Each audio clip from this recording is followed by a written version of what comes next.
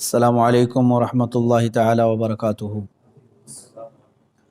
الحمد للہ الحنان المنان الذي خلق الانسان وعلمه البیان والصلاة والسلام علی رسولہ سید الانس والجان وعلی آلہ واصحابہ ذوی الخیر والاحسان، اما بعد فاعوذ باللہ من الشیطان الرجیم، بسم اللہ الرحمن الرحیم۔ انا انزلناہ فی لیلۃ القدر وما ادراک ما لیلۃ القدر لیلۃ القدر خیر من الف شہر تنزل الملائکۃ والروح فیہا بإذن ربہم من کل امر سلام ہی حتی مطلع الفجر، صدق اللہ مولانا العظیم۔ بارگاہ رسالت مآب صلی اللہ تعالیٰ علیہ وسلم میں درود پاک کا ہدیہ پیش کریں۔ اللہم صلی علی سیدنا و مولانا محمد معدن الجود والکرم وآلہ واصحابہ الکرام وابنہ الکریم وبارک وسلم صلاۃ دائمۃ سرمدا ابدا۔ عزیزان گرامی وقار، آج کی یہ شب احادیث رسول صلی اللہ تعالیٰ علیہ وسلم کے مطابق ممکنہ لیلۃ القدر میں سے ہے۔ حضور اکرم صلی اللہ تعالیٰ علیہ وسلم کے فرمان عالی شان میں یہ ملتا ہے کہ شب قدر کو رمضان کی آخری طاق راتوں میں تلاش کرو، 21، 23، 25، 27 اور 29۔ اور اکثر فقہائے کرام، اولیاء کاملین اور بزرگوں کا رجحان لیلۃ القدر کے متعلق اس رات ہی کی طرف گیا ہے، وہ 27ویں شب ہی ہو سکتی ہے، زیادہ غالب گمان یہ ہے۔ اور ہم لیلۃ القدر کو، شب قدر کو اس لیے بھی ڈھونڈتے ہیں کہ اس رات کی فضیلت میں میرے آقا صلی اللہ تعالیٰ علیہ وسلم نے ارشاد فرمایا، اس رات جو بھی مومن بندہ ایمان کے ساتھ کھڑا ہوا اپنے رب تعالیٰ کے حضور، رات میں عبادت کے لیے کھڑا ہوا، توبہ و استغفار کیا، تو حدیث پاک میں اللہ تعالیٰ اس کے پچھلے تمام گناہوں کو معاف فرمائے گا۔ اس لیے لیلۃ القدر کی جستجو میں ہر مومن رہتا ہے کہ اس رات کو اگر اللہ تبارک و تعالیٰ نے معاف کرنا ہے، اس میں میرا بھی نام شامل ہو جائے تو پچھلے سابقہ تمام گناہ معاف کر دیے جائیں گے۔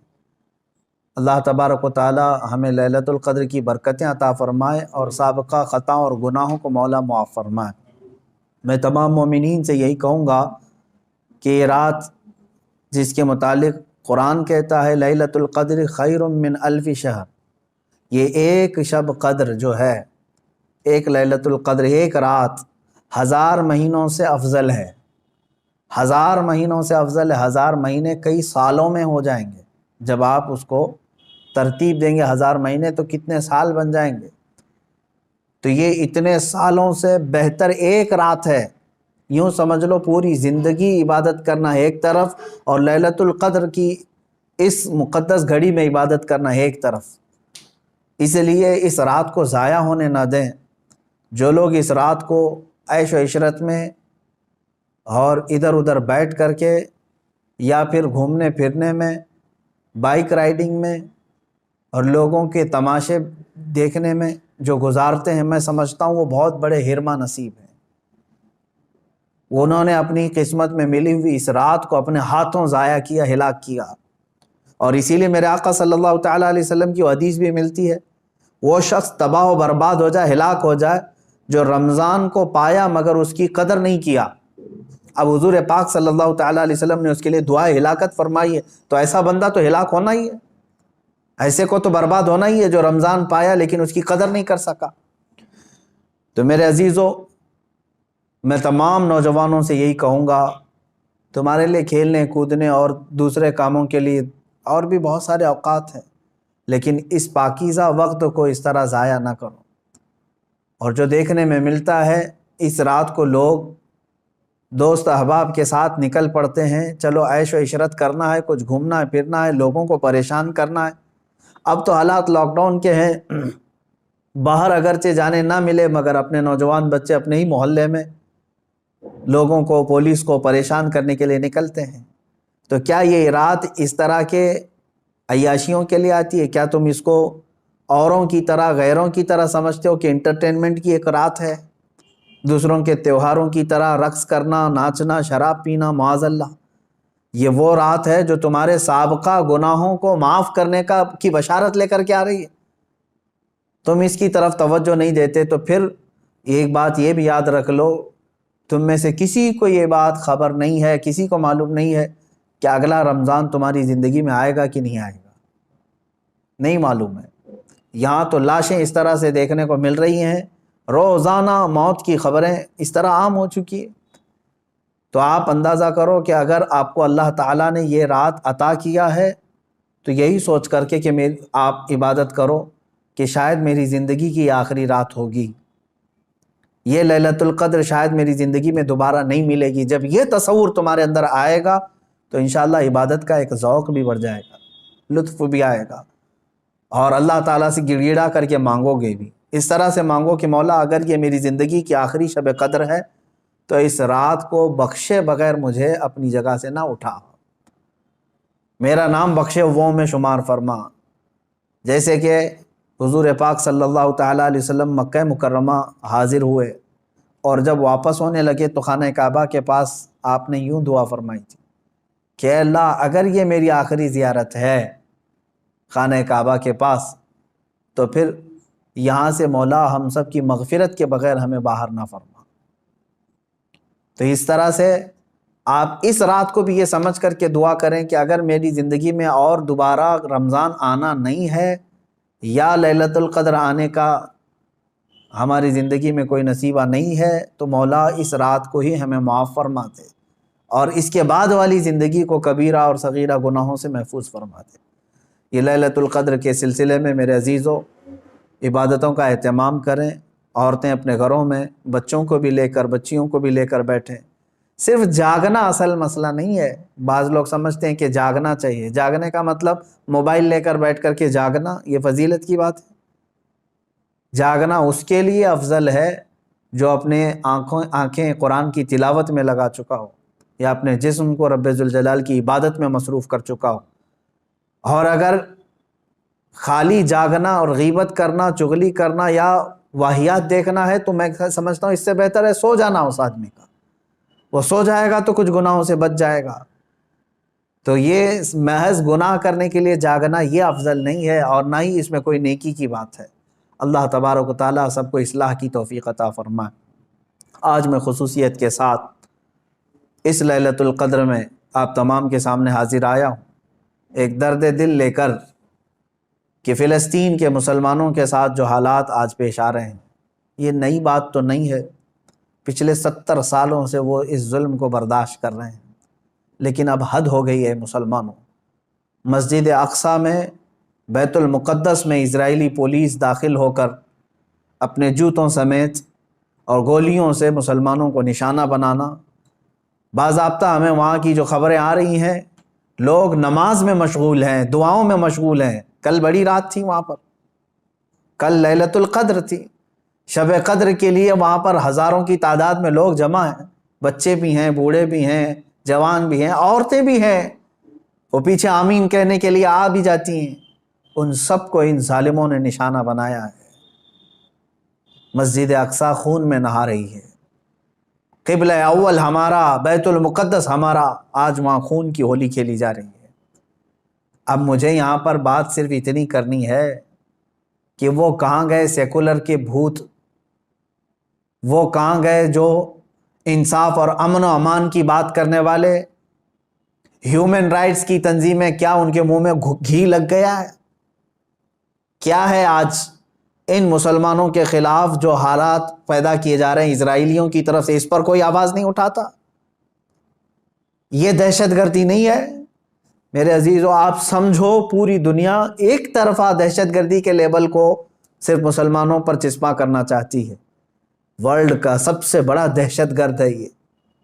اسرائیلی حکومت کے انڈر میں اس طرح کی جو سازشیں ہو رہی ہیں، آپ سوچیں کسی بھی مذہب کے، کسی بھی دھرم کے لوگ جب عبادت میں ہوتے ہیں تو گویا کہ وہ دنیا سے کنارہ ہو کر اپنے اپنے خدا کے پاس جا رہے ہیں. یہی تو ان کا تصور ہوتا ہے. عبادتوں کے وقت کسی کو گولیوں کا نشانہ بنانا اور صفوں کو درہم برہم کرنا اور بچوں پر بھی گن تان لینا اور وہاں کے نوجوانوں کے سر پر جوتیاں رکھ کر کے کھڑے ہو جانا عورتوں کے دوپٹے کھینچ لینا، یہ ہے ایک چہرہ اسرائیل کا جس کو دنیا بتانا نہیں چاہتی، اور وہ سب حد پار کر کے بھی امن کے مسیحا ہیں اور دہشت گرد ہم ہیں۔ وہ قتل بھی کرتے ہیں تو چرچا نہیں ہوتا، ہم آہ بھی کہتے ہیں تو ہو جاتے ہیں بدنام۔ میرے عزیزو، اب یہ وقت قیامت کے قریب کا ہے، آپ دیکھو کہ تمہارا مسیحا ہے کون تمہارے لیے آواز اٹھانے والا ہے۔ تقریباً 57 ممالک اسلامی نام سے جانے جاتے ہیں، ان میں کا کوئی لیڈر سوائے ترکی یا کچھ لوگوں کے؟ یہ سارے اپنے عیاشیوں میں مصروف ہیں۔ فلسطین کے بچوں کو ایک لقمہ کھانا دینے کے لیے بھی سعودی عرب کی حکومت تیار نہیں، امارات تیار نہیں۔ یہ تو اسرائیل کے ساتھ پینگے بڑھا رہے ہیں، اسرائیل کے ساتھ معاہدے کرنے چلے ہیں، اپنی پراپرٹیاں اور اپنے ایئرپورٹ ان کو گروی دینے کے لیے چلے ہیں۔ سمجھنے کی آج ضرورت ہے، جہاں اسلامی ملک ہم سمجھ رہے ہیں، سعودی ہو یا امارات ہو یا بحرین ہو یا قطر ہو، یہ تمام ممالک، ان سب کی نہ جانے کون سی مجبوریاں ہیں، یا ان کے گھروں میں کون سے یہودی آ کر داخل ہو چکے ہیں، یہ واللہ عالم۔ کہ نہ سیریا کے مارے جانے والے مسلمانوں کے لیے بات کرتے ہیں، نہ فلسطین کے نہتے بچوں کے لیے بات کرتے ہیں، نہ یہ برما کے قتل عام پر کوئی بات کرتے ہیں۔ ان کو تو کچھ لینا دینا نہیں ہے امت مصطفیٰ سے، بلکہ یہ الٹا امت کے ان غریب مسلمانوں کو بلیم کرتے ہیں کہ یہ اس طرح دہشت پھیلاتے ہیں۔ ایک وقت آئے گا، دیکھ لینا، ان کی کرسیاں ہلیں گی، وقت آئے گا جب ان کے تاج اچھالے جائیں گے، یہ سب بہت بری موت مارے جائیں گے۔ اس لیے کہ میں نے پڑھا ہے، کفر کی حکومت تو چل سکتی ہے لیکن ظلم کی حکومت نہیں چلے گی، ظلم زیادہ دن تک نہیں چلے گا، یہ صدائے بازگشت ہے، پلٹ کر کے واپس آنا ہے۔ آپ کو پتہ ہے، میں نے دیکھا ہے فلسطین کے بہت سارے لوگوں کو جن حالات میں وہ زندگی گزار رہے ہیں، اللہ کی پناہ، 35 سال 40 سال سے ان کی مارکیٹوں پر کرفیو لگی ہے۔ کرفیو سمجھتے ہیں، ایک دن 2 دن کرفیو لگے تو ہمارے دکانوں پر تالا، اور 40 سال سے کرفیو لگا کر کے رکھے ہیں کچھ مارکیٹس میں، بازاروں میں، دکانوں پر جالے لگ چکے ہیں، بہت ساری پراپرٹیاں اور جائیدادیں ہڑپ کر کے اسرائیلی غصب کر کے بیٹھے ہوئے ہیں۔ یہ ساری کی ساری چیزیں بنا ان عرب لیڈروں کی اجازت کے اور ان کی منظوری کے نہیں ہو رہی ہیں۔ یہ سب میں ان لوگوں کی ہمدردیاں شامل ہیں۔ انہوں نے سعودی ہو یا جتنے بھی یہ مسلم کنٹریز ہیں، فلسطین کے بچوں کے خون پر اپنی کرسیاں بچھائے ہوئے ہیں۔ آج ہمیں درد ہوتا ہے اس بات کا میرے عزیزوں کہ اب مسجد اقصیٰ کو بھی انہوں نے پامال کر دیا، مسجد اقصیٰ کے اندر داخل ہو کر کے اپنی گن کو اٹھا لیا اور عبادتوں کی اور صفوں کو وہاں پر درہم برہم کر دیا۔ اب یہ تمہارے سمجھنے کا وقت آ چکا ہے، اب مسلمانوں تمہارے اتحاد کا وقت ہے۔ لیکن ہم تو یہاں سے آواز اٹھاتے ہیں، جتنا ہو سکے میں بیدار کرنے کے لیے آواز اٹھاتا ہوں، ورنہ رہ رہ کے 100 زخموں کا خیال آتا ہے، کس زخم پر ہم بات کریں آج۔ اسی لیے وہ حالی کا شعر مجھے یاد آتا ہے، رسول پاک کی طرف مخاطب ہو کر کے حالی نے کہا تھا، اے خاص ہے خاصان رسول وقت دعا ہے، امت پہ تیرے وقت عجب آ کے پڑا ہے۔ آج یہی حال تو ہے امت پر، ایسے حالات کہ ہماری بہنیں بہت چیخ رہی ہیں اپنی عزت کے لٹنے پر، ہماری ماؤں کو بے آبرو کیا جا رہا ہے، لیکن ان کی مدد کے لیے اٹھنے والا کوئی شہسوار نظر نہیں آتا۔ مشرق سے مغرب تک، شمال سے جنوب تک ایک چپی اور ایک خاموشی ہے، ایک ایسا سنسان ماحول ہے کہ سب اپنوں میں اور اپنے آپ میں مست ہیں۔ تمہیں معلوم ہے آج ہم افطاری کے لیے بیٹھتے ہیں تو بڑی بڑی نعمتیں کھا لیتے ہیں، ان بچوں کا کیا ہوتا ہے جن کی افطاری کے وقت ان کے باپ اور ماں کی لاشیں سامنے رکھی رہتی ہیں؟ رمضان المبارک ان کا ہر سال اس طرح سے خون میں نہلا دیا جاتا ہے، یہ کون سا انصاف ہے؟ یہ امریکہ جو ہیومن رائٹس کی بات کرتا ہے، دنیا کو انصاف اور جمہوریت دینے کا علم بردار کہلاتا ہے، یہ سب کے سب ان فلسطینیوں کے قتل عام پر خاموشی اختیار کیے ہوں، کہاں ہے وہ اقوام متحدہ، کہاں ہے وہ UN ہے؟ وہاں پر ان چیزوں کی بات نہیں ہوگی۔ ہاں اگر ایک اسرائیلی مارا گیا یا ایک یہودی یا ایک عیسائی مارا گیا تو اس کے لیے تو بوال ہوگا۔ مسلمانوں کا خون سستا ہو چکا ہے، مسلمانوں کا خون بہت عام ہے کہ ان کو کوئی بھی بہا دے۔ اے مسلمانوں، اس لیے آج تمہیں واپس اپنے اسی قدم پر آنے کی ضرورت ہے جہاں پر رسول پاک نے تمہیں چھوڑا تھا۔ میرے آقا صلی اللہ تعالیٰ علیہ وسلم نے جو نقوش ہمیں دیے وہاں پر تمہیں واپس آنے کی ضرورت ہے۔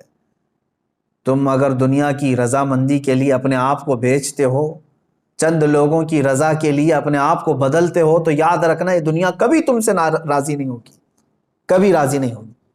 کیوں نہ ہم رسول پاک صلی اللہ تعالیٰ علیہ وسلم کی رضا کے کام کریں، اللہ اور اس کے رسول راضی ہو جائیں، تو پھر ہماری وہ سابقہ قوت لوٹ آئے گی جس قوت سے قیصر و کسریٰ کانپتے تھے۔ وہ ایمانی غیرت واپس لوٹ آئے گی جس سے وقت کا چنگیز خان بھی ہل جاتا تھا، تھر تھر کانپتے تھے۔ وہ ایمانی غیرت اور حمیت واپس آ جائے گی۔ شرط صرف اتنی ہے، ان کنتم مؤمنین، تم سچے نبی کے غلام ہو جاؤ۔ ولا تہینوا ولا تحزنوا وانتم الاعلون، میرے رب کا وعدہ ہے کہ تم غم نہ کرو، پریشان مت ہو، تم بلند ہوگے، لیکن اس کے ساتھ ایک شرط ہے کہ تم نبی کی وفاداری تو کرو، غلامی میں تو آ جاؤ۔ آج فلسطین ہے، اس کے بعد شام ہے، اس کے بعد عراق ہے، اس کے بعد یمن ہے، پھر افغان ہے، برما ہے، یہ سب جگہ مذبح خانہ بنا ہوا ہے۔ جانور بھی اتنے نہیں کاٹے جاتے جتنے وہاں کے انسان کاٹے جاتے ہیں۔ میرے عزیزو، آج کے ان حالات کو دیکھ کر کے مجھے اندازہ ہو رہا ہے اب رب تبارک و تعالیٰ کا یہ قہر ہی تو ہے کورونا۔ جب ظلم بڑھتا ہے تو بلائیں بھی پھیلتی ہیں۔ یہ جتنے ظالم ہیں دیکھ لینا یہ بلاؤں میں گرفتار ہوں گے۔ آج یہ جو حالات پیدا ہوئے ہیں، کثرت سے یہ بیماری کا پھیل جانا اور کثرت سے موتوں کا ہو جانا، آپ کیا سمجھتے ہیں؟ یہ بھی ایک اللہ تعالیٰ کے غضب کی نشانی ہے، یہ اس کے قہر کی نشانی ہے۔ تمہارے پاس لاکھوں کروڑوں بھی ہوں گے، تم بچ نہیں پاؤ گے اس کی پکڑ سے۔ ظلم سے باز آ جاؤ۔ ظلم ایک ایسی چیز ہے جس کو کبھی دنیا نے پسند نہیں کیا، اور ہر ظالم کا انجام بہت سخت ہوا ہے۔ وہ چنگیز خان جس نے لاکھوں کی لاشیں بچھا دی تھی محض گھوڑے پر بیٹھ کر کے، ایک بار اپنے ہاتھ میں کسی چیز کو لے کر کھیل رہا تھا۔ مجھے یاد آتی ہے بات، آج فلسطین کے بچوں کے لیے اب بھی میری امید ہے۔ لوگ یہ کہتے ہوں گے ان کے پاس کچھ نہیں، ارے وہ چھوٹے کنکر اور پتھر سے مقابلہ کر رہے ہیں، سامنے والے پیٹروٹ میزائل لے کر کھڑے۔ اسرائیلیوں کے پاس گن ہیں اور وہ بچوں کی کھوپڑیوں پر لگاتے ہیں، اور دوسری طرف نہتے بچے ہیں۔ لیکن مجھے پھر بھی میرے رب تعالیٰ کی ذات سے یقین ہے، امید نہیں، یقین ہے کہ وہ مولا کریم جس وقت حالات بدلتا ہے تو پھر ان یہودیوں کو دیکھ لینا، ان کو سر چھپانے کے لیے نہ کوئی پتھر ملے گا نہ کوئی درخت ملے گا۔ میرے آقا صلی اللہ تعالیٰ علیہ وسلم کی حدیث ہے، قیامت کے قریب تم دیکھو گے ہر پتھر یہ تمہیں پکار کر کے کہے گا، اے مسلم آ جا ادھر میرے پیچھے، ایک یہودی چھپا اسے قتل کر دے۔ یہ حدیث پاک میں ہے، یہ مارے جائیں گے، ان کا بھی انجام برا ہوگا، سخت ہوگا۔ یہ ظلم کا جو ننگا ناچ ناچ رہے، ان کو کیا لگتا ہے کہ ہمیشہ ہی رہیں گے؟ یہ خود چین سے کبھی نہیں رہ سکتے۔ ذلت والے لوگ، انبیاء کا بے حساب قتل کیا جنہوں نے، پوری دنیا کی آج چین و سکون کو غارت کرنے والا یہ اسرائیل کیا سمجھتا ہے کہ ہمیشہ ان کی حکومت قائم ہو جائے؟ میرے رب تبارک و تعالیٰ کا انتقام بہت قریب ہے، بہت قریب ہے۔ میں جو بات عرض کر رہا تھا وہ یہ ہے کہ فلسطین کے بچوں کے لیے اب بھی انشاءاللہ العزیز امید ہے، آئے گی۔ چنگیز خان ظالم تھا، اس نے انسانوں کی کھوپڑی سے مینار بنانے کا بھی حکم دے دیا تھا۔ اتنے قتل کرتے تھے، جس راستے سے وہ گزرتے پورے گاؤں کو جلا کے چلے جاتے تھے، کوئی نشانی نہیں رکھتے تھے۔ منگولیا کے رہنے والے یہ چنگیز خان نے ایک وقت ایسا آیا کہ تقریباً کئی 100 لوگوں کو، مسلمان بھی تھے اس میں اور دوسرے بھی تھے، قید کر کے لایا اور کھڑا کر دیا۔ قتل عام کا حکم تھا، 3 صفیں لگی ہوئی تھی، اس میں علماء تھے اکثر، ایک بڑی عمر کے بزرگ بھی اس میں کھڑے تھے، وہ پہلی صف میں تھے۔ تو جلاد کو اس نے حکم دیا، چنگیز خان اپنے گھوڑے پر بیٹھا ہوا تھا، حکم دیا کہ قتل کرو۔ تو پہلی صف کو جب قتل کرنے لگا جلاد، تو بڑی عمر والے جو تھے، وہ ایک بزرگ، وہ دوسری صف میں پیچھے چلے گئے کہ پہلی صف والوں کے سب سر اڑا دیے گئے، سب قتل ہو گئے۔ چنگیز خان دیکھ رہا تھا کہ ایک بوڑھا پہلی صف سے دوسری صف میں جا رہا ہے، دوسری صف کے قتل کا حکم ہو گیا، تو وہ بوڑھے میاں تیسری صف میں چلے گئے کہ بچ جاؤں کہیں سے۔ چنگیز یہ چیز دیکھ کر کے ہنس رہا تھا، کہکا مار رہا تھا، دوسری صف کے بھی پورے لوگ قتل ہو گئے، تیسری صف جب بچی تھی، تب چنگیز خان نے اس بوڑھے کو مخاطب کر کے کہا، بڑے میاں یہ آخری ہے، پہلی سے تم دوسری میں آ گئے، دوسری سے تیسری میں آ گئے، میں دیکھ رہا ہوں مسلسل تم کو، اب پیچھے کوئی صف نہیں، آگے میری تلوار ہے، بتاؤ اب کہاں جاؤ گے، اب کون بچائے گا؟ اس بزرگ نے کہا، میرے رب کی ذات سے اب بھی مجھے امید ہے، میرے اللہ سے مجھے اب بھی امید ہے، وہ اگر چاہے تو اب بھی مجھے بچائے گا۔ کہا کہ اب کوئی صورت ہی نہیں ہے تمہارے بچنے کی، قتل عام کا حکم تھا، تیسری صف کے لوگوں کو قتل کرنے کا آرڈر دیا ہی تھا، اچانک وہ کوئی چیز لے کر کے اپنے ہاتھ میں کھیل رہا تھا چنگیز خان، اس کے ہاتھ سے وہ گر گئی، وہ چیز جیسی گری وہ جھک کر کے اٹھانے گیا تو گھوڑا ڈر گیا، اس کا ڈر کر کے بدک گیا اور ایسا دوڑا کہ چنگیز کے پیر جو ہے اس کے زین میں پھنسے رہ گئے اور سر نیچے لٹکا رہ گیا، اور گھوڑا اتنا سرپٹ دوڑتا گیا کہ اس کا سر جو ہے پتھروں سے ٹکراتا چلا گیا، اتنا ٹکرایا، لوگ پکڑنے کی کوشش کرتے رہے، گھوڑا کسی کے ہاتھ میں نہیں آیا، وہ بہت اعلیٰ نسل کا گھوڑا تھا جو چنگیز استعمال کرتا تھا۔ وہ گھوڑا بھاگتا رہا یہاں تک کہ بہت دیر کے بعد جب چنگیز خان کے گھوڑے کو قابو میں کیا گیا، اس کا سر جو ہے کئی پتھروں سے ٹکرا چکا تھا اور اس کے بعد اس کی موت آ چکی تھی، موت آ گئی۔ اس بابا نے کہا تھا، اب بھی اگر اللہ چاہے تو مجھے بچا لے گا، ظالم اگر سر پر بھی کھڑا ہے، گردن پر تلوار بھی ہے، اگر رب تبارک و تعالیٰ چاہے تو ظالم کو اسی وقت اس کے انجام تک پہنچاتے۔ آج بھی اسرائیل نے اگر حد کر دیا، بچوں کے خون، عورتوں کے خون کو مسجد اقصیٰ میں بہا دیا، تو یاد رکھنا رب تبارک و تعالیٰ دیکھ رہا ہے۔ وَمَا اللَّهُ بِغَافِلٍ عَمَّا يَعْمَلُ الظَّالِمُونَ، اللہ ہرگز ظالموں کے کام سے غافل نہیں، انما یؤخرہم لیوم تشخص فیہ الابصار، ہاں وہ تھوڑا مؤخر کرتا ہے اپنی پکڑ کو، لیٹ کرتا ہے، دیر کرتا ہے پکڑ کو، کیوں؟ تاکہ سارے لوگ اس کا انجام دیکھ سکیں، سارے لوگ اس کا انجام دیکھ سکیں۔ وہ تھوڑا سا ڈیلے کر کے بعد میں پکڑ کرتا ہے، اور جو ڈھیل ہوتی ہے اس کو کوئی یہ نہ سمجھ لے کہ وہ جو کر رہا ہے اچھا کر رہا ہے۔ لیکن میں تمام مسلمانوں سے کہنا چاہوں گا، اب بعض لوگ تو اپنی تسبیح اپنے مسلح پر تو آئی گئے ہیں کہ چلو فلسطین کے بچوں کے لیے دعا کرنا ہے، ظاہر سی بات ہے اب دعا کے علاوہ بہت سارے لوگوں کے پاس بچا کیا ہے، آج یہی حالات ہیں ہمارے۔ لیکن ساتھ میں نوجوانوں سے کہنا چاہوں گا، اٹھو وہ گر نہ حشر نہ ہوگا پھر کبھی، دوڑو کہ زمانہ چال اپنی چل گیا، جو چنگاری وہاں پر، جو آگ وہاں پر لگی ہے اس کی چنگاریاں تمہارے گھر میں آنے پر دیر نہیں لگے گی، یاد رکھنا۔ پڑوس کے گھر میں اگر آگ لگی ہے تو چادر تان کر کے سو جانا یہ بیوقوفی ہے کہ اس گھر کی آگ کی چنگاریاں تمہارے گھر کو بھی جلا کر خاک کر سکتی ہیں۔ یہ تمہیں جگانے کے لیے، بیدار کرنے کے لیے ہے۔ جہاں جہاں تم ظلم کی یہ تمام داستانیں سن رہے ہو، وہ چنگاریاں تمہارے گھر سے بہت قریب ہیں، تمہارے گھروں کو خاکستر کرنے کے بھی منصوبے بنائے جا چکے ہیں۔ اس لیے ایمان کے ساتھ اور محبت مصطفیٰ کے ساتھ بیدار ہو جاؤ، قوت عشق سے ہر پست کو بالا کر دو، دہر میں نام محمد سے اجالا کر دو۔ مولا کریم اے رب رحیم، اے غفور و رحیم مولا، آج کی اس مقدس رات ہم تیرے دربار میں دعا کرتے ہیں، اے رب ذوالجلال تو رحم اور کرم فرما دے، امت مصطفیٰ پر کرم فرما دے۔ اے اللہ تیرے دربار میں ہم ہاتھ پھیلائے ہیں، فلسطین کے نہتے بچوں پر تو رحم فرما دے۔ اے اللہ رمضان کا پاکیزہ مہینہ ہے، اے کریم خدا رمضان میں لوگ روزے سے رہتے ہیں، دن بھر بھوکے رہتے ہیں۔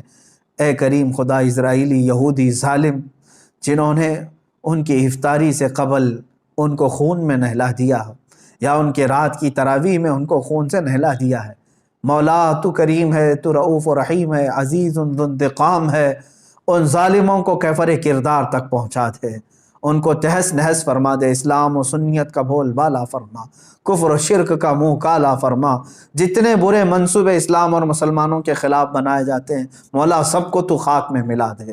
اے رب ذوالجلال احسن الخالقین، ہم سب کے تمام پچھلے سابقہ گناہوں کو معاف فرما دے، نیک اور اچھی زندگی عطا فرما دے، تیرے حبیب پاک صلی اللہ تعالیٰ علیہ وسلم کی سچی پکی عقیدت و محبت نصیب فرما، لیلۃ القدر کی برکت سے مولا ہم سب کی مغفرت فرما، جتنے لوگوں نے مجھے دعا کی درخواستیں کی ہیں سب کی جائز مرادیں پوری فرما، ہماری ماؤں بہنوں بچیوں بیٹیوں بہوؤں سب کی عزت و آبرو کی حفاظت فرما، جو بے اولاد ہیں انہیں صالح اولاد عطا فرما، جو بے روزگار ہیں انہیں حلال روزیاں عطا فرما، جو مقروض ہیں ان کے قرضوں میں آسانیاں عطا فرما۔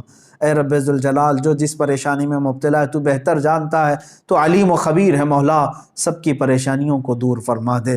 مولا ہماری نسلوں میں قیامت تک عاشقان مصطفیٰ پیدا فرما، ہماری اولاد کو ہماری نسلوں کو گستاخان رسول سے بچا لے۔ اے رب ذوالجلال، ہماری دعاؤں کو رسول پاک صلی اللہ تعالیٰ علیہ وسلم کے صدقے و توسل قبول فرما۔ وصلی اللہ تعالیٰ علی خیر خلق محمد وآلہ واصحابہ اجمعین، وآخر دعوانا ان الحمد للہ رب العالمین۔ السلام علیکم۔